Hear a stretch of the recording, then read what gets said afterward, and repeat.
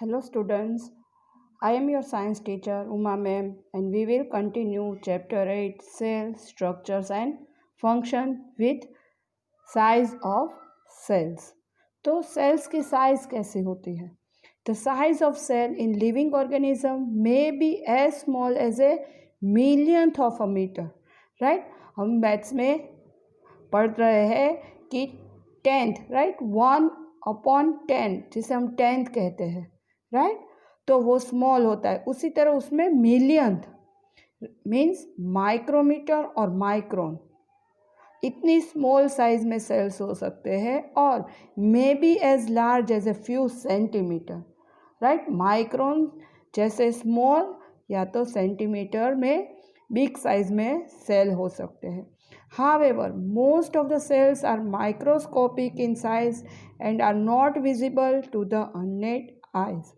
तो नॉर्मली जो और सेल्स होते हैं वो एकदम स्मॉल साइज में होते हैं जिसे हम अपनी अननेड आइज मीन्स नरी आँख से जिसे हम नहीं देख पाते, जिसके लिए हमें क्या ज़रूरी है? Microscope. They need to be enlarge और मैग्नीफाइड बाय माइक्रोस्कोप। जो सेल स्मॉल साइज़ के होते हैं उसे हम माइक्रोस्कोप में एनलार्ज करके मैग्नीफाइड करके देखते हैं। The small cell is 0.1 to 0.5 micrometre right. Small size के जो है सबसे छोटे स्मॉलेस्ट सेल उसकी साइज़ 0.1 to 0.5 जितनी है और वो किस में है? In bacteria. The largest cell measuring 170 mm into 130 mm is the egg of an ostrich। तो सबसे बड़ी साइज का सेल किस में पाया जाता है? ऑस्ट्रिच का सेल राइट। और ऑस्ट्रिच के एग का सेल है वो सबसे लार्जेस्ट सेल है राइट। ये 1 मार्क क्वेश्चन उसकी साइज है और किस में पाया जाता है? स्मॉलेस्ट है वो बैक्टीरिया में और माइक्रोमीटर में राइट 0.1 to 0.5 एंड जो लार्जेस्ट सेल है वो egg of N ostrich and उसकी साइज है 170 mm इंटू 130 mm राइट। तो ये पॉइंट याद रखोगे। Are the cell in an elephant larger than the cell in a rat. तो एलिफेंट है वो बड़ा है right, big animal and rat है वो एकदम स्मॉल है। तो इन दोनों में जो उसके सेल है उसकी जो साइज़ है वो लार्ज होगी एलिफेंट में एंड रैट में स्मॉल होगी। तो यहाँ आपकी एक एक्टिविटी है, boil a hen egg, remove the shell, what do you observe right. आप जो हैन का एग है वो बॉयल करो और ऊपर का जो सेल है उसका वो रिमूव करो and then observe white material surrounded the yellow part right. Yellow part के आसपास क्या होगा? वाइट मटेरियल होगा। तो वाइट मटेरियल को क्या कहते हैं? White material is albumin which solidified on boiling. जब आप उसे वाइट मटेरियल को बॉईल करते हो तो वो सॉलिडिफाइड राइट सॉलिड स्ट्रक्चर में कन्वर्ट हो जाता है और जिसे हम क्या कहते हैं? Albumin. The yellow part is yolk right. तो ये 1 मार्क्स में आ सकता है। It is a part of the single cell. You cannot observe this single cell without any magnifying device right। तो इसे आप कोई भी मैग्नीफाइंग डिवाइस की ज़रूरत नहीं है, आप अपनी अननेड आई से ऑब्जर्व कर सकते हो। The size of the cell has no relation with the size of the body of animal or plant। तो यहाँ हमने देखा कि एलिफेंट एंड रैट का जो बॉडी है वो एकदम एक दूसरे से डिफरेंट है राइट। एनिमल है वो लार्ज साइज़ है एंड रैट है वो स्मॉल साइज़ है। तो उसके सेल कैसे होंगे? तो सेल को उसके बॉडी से कोई रिलेशन नहीं है। It is not necessary that the cell in the elephant be much bigger than the those in a rat right. तो जो एलिफेंट के सेल है वो रैट के सेल से बिगर हो वैसा ज़रूरी नहीं है। The size of the cell is related to its function right. Cell की साइज किस पे डिपेंडेंट होती है? उसके फंक्शन से। For example nerve cells right, ये नोटिस करना, the nerve cell both in plants, both in elephant and rat are long and branched, right. तो रेट में एंड एलिफेंट में दोनों में नर्व सेल है वो long. They perform the same function, दोनों में वो क्या फंक्शन है उनका नर्व सेल का, दैट ऑफ ट्रांसफरिंग मैसेजेस। तो नर्व सेल क्या करता है, जो मैसेज होते हैं वो ट्रांसफॉर्म करता है। आगे लास्ट पार्ट में भी हमने ये डिस्कस किया था। Next topic is cell structure and function. You have learned that each living organism has many organs, right? हर एक living organism में बहुत सारे many organs होते हैं। You have studied in class 7th about the digestive organ, right? Digestive organs में क्या क्या आता है, stomach, small intestine, large intestine, right? तो ये सभी क्या होंगे, digestive systems के organ, which together constitute the digestive system. Each organ in the system perform different functions such as digestion, eliminations and absorption, right? तो digestive system है वो पूरी डिफरेंट ऑर्गन से बनती है और हर एक ऑर्गन का अलग अलग जो फंक्शन है, राइट? तो हर एक ऑर्गन डिफरेंट फंक्शन परफॉर्म करते हैं। Similarly different organs of a plant perform specific function. उसी तरह से जो प्लांट है उसके सभी जो ऑर्गन्स है वो भी एक स्पेशल फंक्शन प्रोवाइड करते हैं। फॉर एग्जांपल रूट है तो रूट क्या फंक्शन करता है, root helps in the absorption of water and minerals, right? तो ये भी हमने आगे डिस्कस किया है कि रूट है वो जो सॉइल है उसमें से वाटर एंड मिनरल्स एब्सॉर्ब करता है। Leaves, as you have learned in class 7th, are responsible for synthesise of food. और लीव क्या है, सिंथेसाइज, राइट, फूड प्रिपेयर करता है। Each organ is further made up of smaller part called tissues. तो ये भी हमने लास्ट टॉपिक में डिस्कस किया कि जो ऑर्गन्स है वो किससे बनता है, टिश्यू से, राइट? टिश्यू मिलके ऑर्गन बनाते हैं, तो ऑर्गन किससे बनता है, टिश्यू से, right? A tissue is a group of similar sales performing a specific function. तो टिश्यू किस तरह बनता है, तो वो स्पेशल टाइप को ग्रुप, सेल ग्रुप है उससे, और वो जो स्पेशल फंक्शन फॉलो करता है, राइट? पहले realize that an organ is made up of tissues which in turn and made up of cell। तो आगे हमने कहा था सेल से टिश्यू, टिश्यू से ऑर्गन एंड ऑर्गन से ऑर्गन सिस्टम बनती है। तो यहाँ से उसका रिवर्स वाइस वर्सा है, ऑर्गन किससे बनेंगे, टिश्यू से, एंड टिश्यू किससे बनता है, सेल से। The cell is a living organism in the basic structure unit. Next topic is parts of the cell. तो सेल में कौन कौन से पार्ट होते हैं, राइट? क्या क्या होता है? First is cell membranes. The basic component of a cell are cell membranes, right? Cell का बेसिक कंपोनेंट कौन सा है? जैसे टिश्यू, हमारे बॉडी का सबसे बेसिक स्ट्रक्चरल यूनिट कौन सा है, सेल। उसी तरह सेल का कौन सा है basic component, cell membranes. Cytoplasm and nucleus, right? Cell का बेसिक कंपोनेंट क्या है, cell membranes, cytoplasm and nucleus. The cytoplasm and nucleus are enclosed within the cell membranes, also called the plasma membranes, right? इसे दूसरा क्या कहते हैं, plasma membranes. The membranes separate cells from one another. तो ये जो सेल मेम्ब्रेन्स है, plasma membranes क्या करता है, सेल को एक दूसरे से अलग करता है, and also the cell from the surrounding medium. The plasma membranes is porous and allow the movement of substance or materials both inward and outwards। तो यहाँ पे जो प्लाज्मा मेम्ब्रेन्स है वो कैसा होता है, पोरस, और वो क्या करता है, जो मटेरियल है उसे अंदर की तरफ एंड बाहर की तरफ दोनों तरफ वो मूव कर सकता है। The boundary of the onion cell is the cell membranes, right. Onion cell की जो बाउंड्री होती है उसे क्या कहते हैं? Cell membranes. Covered by another thick covering called the cell wall, और वो जिससे कवर्ड होती है थिक कवरिंग, राइट, उसे कहते हैं cell wall.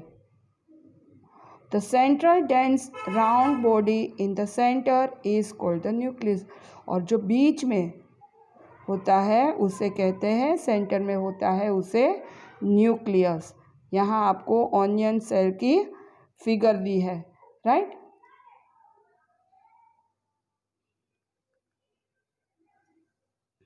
The jelly-like substance between the nucleus and the cell membranes is called cytoplasm। तो जो जेली लाइक का स्ट्रक्चर होता है न्यूक्लियस एंड सेल मेम्ब्रेन्स के बीच में, जिसे बोलते हैं साइटोप्लाज्म। तो यहाँ आपके बहुत सारे क्वेश्चन बन सकते हैं। न्यूक्लियस कहाँ पे है, cell membranes, then cytoplasm, right.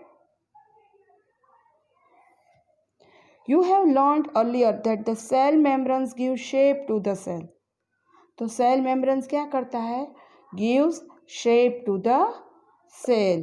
In addition to the cell membranes, there is an outer thick layer in cell of plants called cell wall।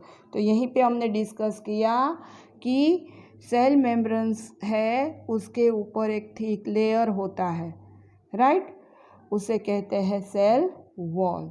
This additional layer surrounds the cell membranes is required by plant for protection। Plant cell need protection against variation in temperature, high wind speed, atmospheric moisture, etc। तो plant में इस तरह से cell wall है, वो क्या करता है? तो वो उसे प्लांट को प्रोटेक्ट करता है। यहाँ आपका क्वेश्चन बन सकता है कि सेल वॉल है जो सेल मेम्ब्रेन्स के ऊपर थिक लेयर है, वो क्या करता है? तो इट प्रोटेक्ट द प्लांट्स। किससे प्रोटेक्ट करता है? Against variation in temperature, high wind speed and atmospheric moisture, right. तो प्लांट है वो एक जगह से दूसरी जगह मूव नहीं कर पाते हैं। एकदम हाई स्पीड में विंड चलती है या एकदम टेम्परेचर में वेरिएशन आता है, तो हम है ऐसी कंडीशन हो तो वहाँ से दूसरी प्लेस पे चले जा सकते हैं, राइट। बर्ड है वो पूरा जो उसका कंट्री है वो भी चेंज कर सकता है, पर प्लांट है वो मूव नहीं कर पाता है। तो उसके लिए, उससे प्रोटेक्ट करने के लिए वहाँ पे क्या होती हैं? Cell wall, right. They are expose to this variation because they can not move. तो इस कंडीशन में उसे उसका सामना ही करना पड़ेगा, वहीं पे रह के उसे एक्सपोज करना ओपोज करना पड़ेगा, राइट। तो उसके लिए उसके पास सेल वॉल है। Cells can be observed in the leaf peel of tradescantia rhoeo और यो। You can prepare a slide as in the case of onion. Tradescantia, right. तो ये क्या है? जो एक टाइप का फ्लावर है, राइट। उसके जो लीफ पील्स है उसे आप ऑब्जर्व करो, राइट। उसकी स्लाइड बना के उसमें आप इसकी स्लाइड बना के उसे आप ऑब्जर्व करो। पहली आस्क बोझो if he can also observe animal cell. तो इस तरह से प्लांट सेल के अलावा उसने कभी एनिमल सेल उसे ऑब्जर्व किया है?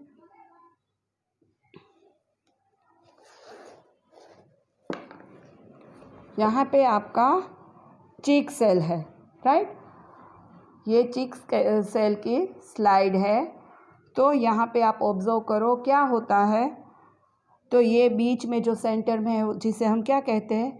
न्यूक्लियस। न्यूक्लियस के आसपास ये क्या है? Cytoplasm, right. और उन दोनों को अलग करें वो क्या है? Nuclear membranes, right. ये सेल मेम्ब्रेन्स है। एंड इस तरह से हम चिक सेल को स्लाइड में माइक्रोस्कोप में ऑब्जर्व करें तब जाके इस तरह की स्ट्रक्चर हमें देखने को मिलता है।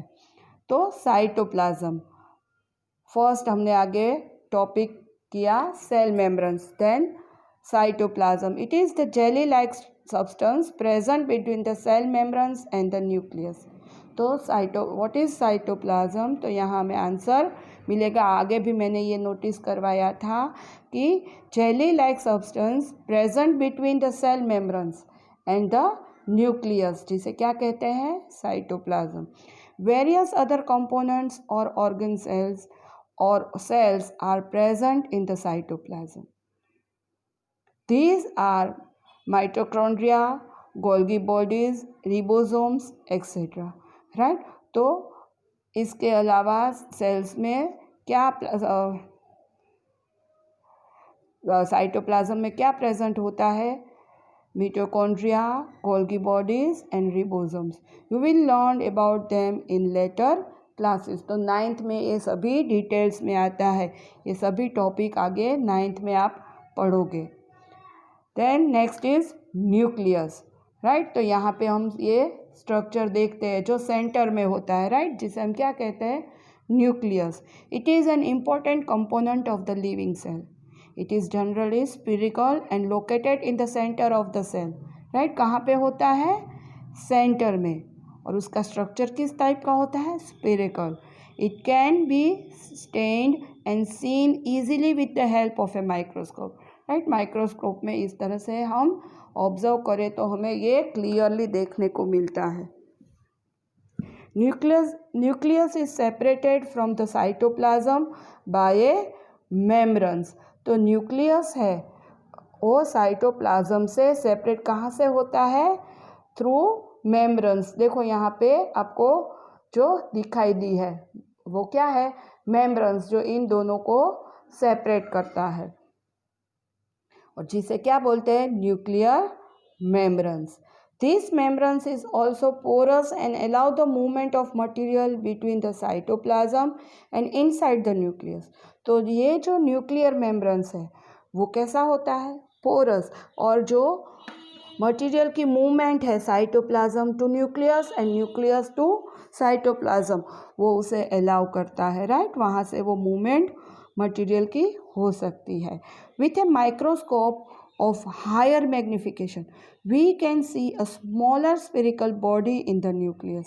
तो ये जो न्यूक्लियस है उसमें भी आप जो उसके इनसाइड जो स्मॉलर बॉडीज़ है स्फेरिकल टाइप के, वो आप ऑब्जर्व करते हो, जिसे क्या कहते हैं, इट इज़ कॉल्ड न्यूक्लियोइड्स।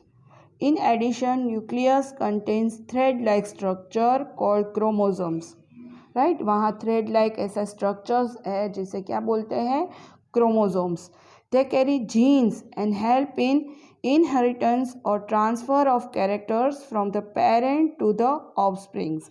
तो जो ये क्रोमोसोम्स है, राइट, वो क्या करते हैं, कैरी जीन्स, राइट। यहाँ क्रोमोसोम्स का फंक्शन है it carry genes, right. Genes क्या करता है, तो जो पेरेंट्स है उसके जो कैरेक्टर्स है, राइट, उससे उस ऑफस्प्रिंग मीन्स उसके जो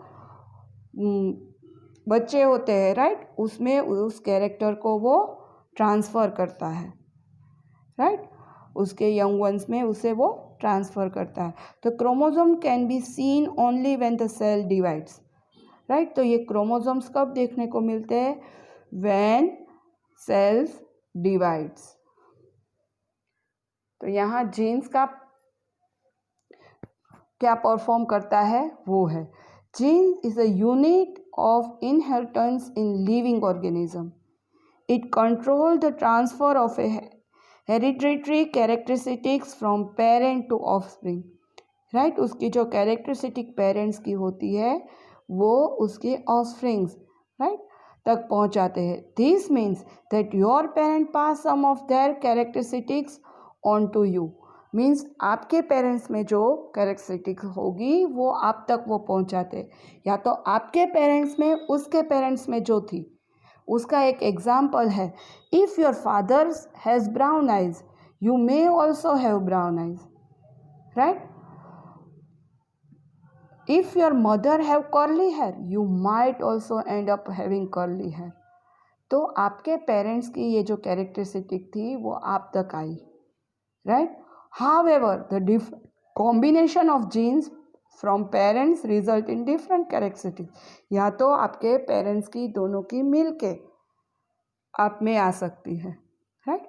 nucleus in addition to its role in inheritance acts as a control center of the activities of cell. The entire content of a living cell is known as the protoplasm.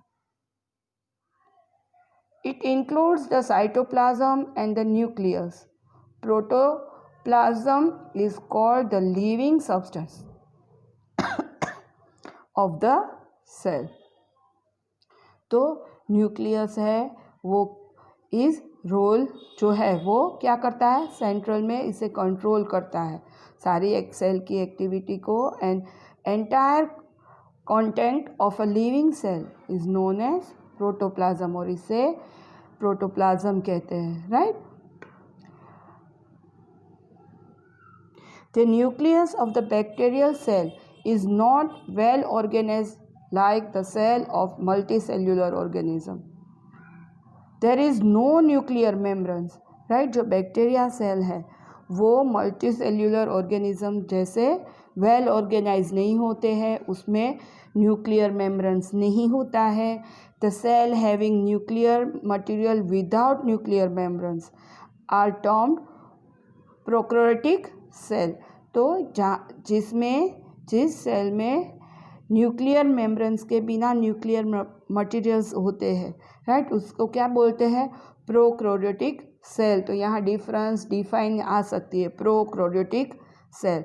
तो organism with this kind of cell are called prokaryotes. Example are bacteria and blue green algae, right. तो यहाँ उसके 2-3 point आपको मिल सकते हैं। The cells like onion cell and cheek cells having well organised nucleus with a nuclear membranes and designs as eukaryotic cell। तो onion cell, cheek cell है, उसमें वेल ऑर्गेनाइज्ड न्यूक्लियस है, राइट, जिसमें न्यूक्लियर मेम्ब्रेन्स है और उसे कहते हैं eukaryotic cells. All organisms other than bacteria and blue algae are called eukaryotics, right. तो इन दोनों के अलावा सभी को यूकैरियोटिक कहेंगे।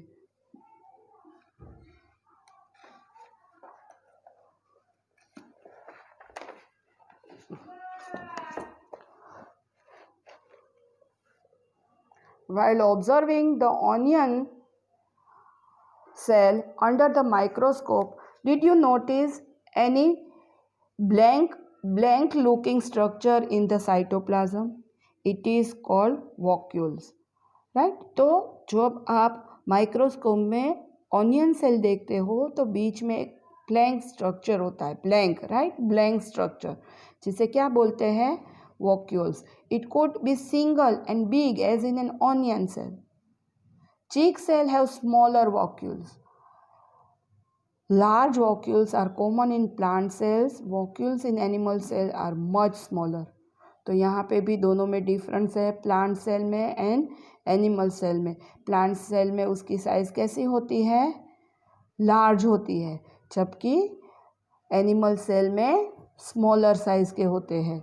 You might have noticed several small colored bodies in the cytoplasm of the cells of Tradescantia leaf, right। Tradescantia leaf में cytoplasm cells है वो एकदम स्मॉल कलर के बॉडीज़ के सेल आपको आप देख पाओगे। They are scattered in the cytoplasm of the leaf cell. These are called plastids, right. इसे क्या कहते हैं, plastids. They are of different colour. तो प्लांट्स के उसके कलर के हिसाब से वो अलग अलग कलर के होते हैं। Some of them contain green pigment called chlorophyll. तो जिसमें ग्रीन पिगमेंट होता है उसे क्या बोलते हैं हम, क्लोरोफिल, राइट। ये हमने आगे के स्टैंडर्ड में भी पढ़ा है। Green colour plastids are called chloroplast. जो ग्रीन कलर के प्लास्टिड्स है उसे क्या कहते हैं, क्लोरोप्लास्ट। तो यहाँ पे भी क्वेश्चन बन सकता है क्लोरोप्लास्ट किसे कहते हैं। They provide green colour to the leaves. तो green color plastics are called chloroplast and they provide green color to the leaves, right? तो ये जो green pigment है वो leaves को क्या देते हैं? chlorophyll, green color. You may have recalled that chlorophyll in the chloroplast of leaves is essential for photosynthesis and chlorophyll है वो photosynthesis process के लिए necessary है, right? Comparison of plant and animal cell. तो यहाँ पे plant cell and animal cell दोनों की कंपेरिजन आपको दिखाई है। If you recall activities 8.3 and 8.4 you should be able to compare plant cell and animal cell. Observe the plant and animal cell carefully, right? यहाँ पे फिगर में आपको दिखाया है, देखो। Let us tabulate the similarities and distinguishing features of plant and animal cell. दोनों में क्या होता है, कौन से similarities है और कौन सा difference है. Only a few features are mentioned. You may add more in table 8.1. तो यहाँ देखो प्लांट में क्या होता है, सेल मेम्ब्रेन्स होता है, एनिमल्स में भी होता है, पर प्लांट्स में सेल वॉल होती है जबकि एनिमल सेल में सेल वॉल नहीं होती। हमने यहीं पे लास्ट टॉपिक में डिस्कस किया है कि एनिमल सेल में सेल वॉल एब्सेंट है, नहीं होती है, राइट? फिर दोनों में साइटोप्लाज्म है, दोनों में न्यूक्लियस है, राइट? बीच में देखो, अभी हमने यहाँ ऊपर ही डिस्कस किया कि एनिमल सेल है उसमें वॉक्यूल्स स्मॉलर साइज में है जबकि प्लांट सेल में वो लार्ज साइज में होते हैं, राइट? Okay, thank you.